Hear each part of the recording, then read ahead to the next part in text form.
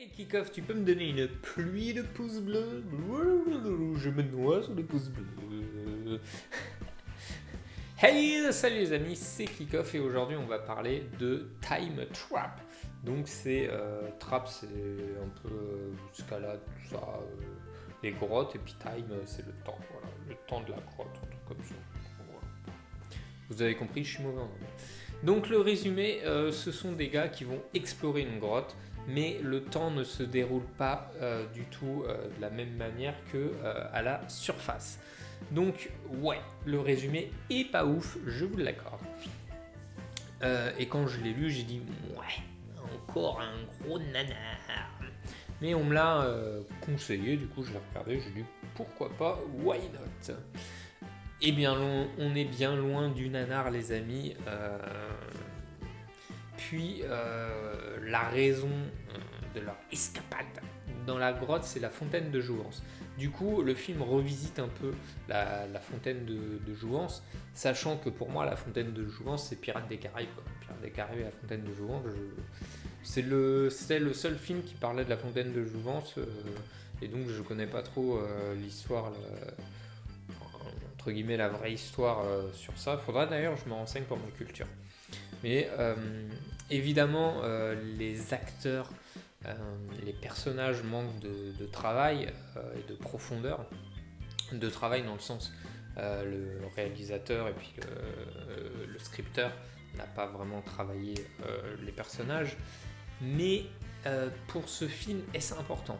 Est-ce si important que ça? Pas sûr, je sais pas. J'ai bien aimé le concept qui était inédit pour moi. Je trouve que c'est bien tourné, bien expliqué. Du coup, j'ai accroché. Voilà, j'ai accroché, franchement, j'ai accroché. Ce film est sur Netflix, je l'ai dit.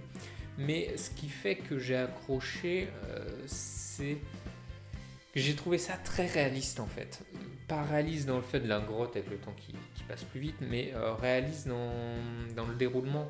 Parce que du coup, tu as l'impression que le comportement des gars, la manière dont ils comprennent ce qui se passe, comment ils réagissent dans la grotte et tout,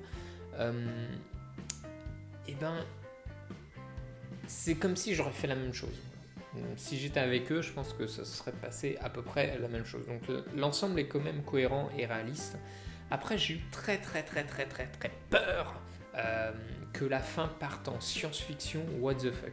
Voilà, il y a un moment, il commence à montrer un truc et tu dis non, le film était bien les gars, ne partez pas là-dedans, ne partez pas là-dedans.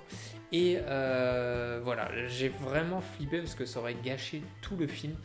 Et finalement, le film se termine avec un goût de je veux en savoir plus, je veux que ça continue, je veux découvrir du coup l'univers qu'il laisse quoi. Et du coup c'est un bon film. Quand un film se finit comme ça, voilà, vous aurez compris, j'ai bien aimé, je donne une bonne note. Mais c'est pas un film à comparer au blockbuster parce qu'évidemment par rapport au blockbuster la note serait très mauvaise. Non, très mauvaise, j'exagère, mais serait moins bonne. Mais faut regarder vraiment à part. C'est pas un film de ouf, mais je trouve quand même c'est une très bonne surprise. Et du coup, je donne un 4. Voilà, là, je suis généreux. Là, je donne du love. Là, je donne de l'amour. Donc, je vous le conseille. Dites-moi vous en commentaire ce que vous avez pensé de ce film. N'hésitez pas à liker, commenter, partager, vous abonner. Tout ça, ça fait plaisir. Et n'oubliez pas, ceci n'est que mon avis. Moi, je vous dis à la prochaine pour une vidéo.